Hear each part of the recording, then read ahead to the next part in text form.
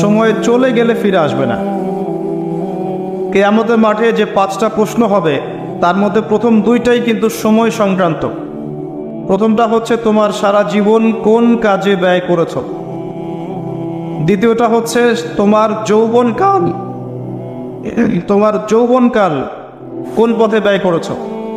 এই দুটো সময় সংক্রান্ত প্রশ্ন। আল্লাহ পাক এই সূরার মধ্যে ওয়াল আসরি দিয়ে শুরু করেছেন, সময়ের কসম।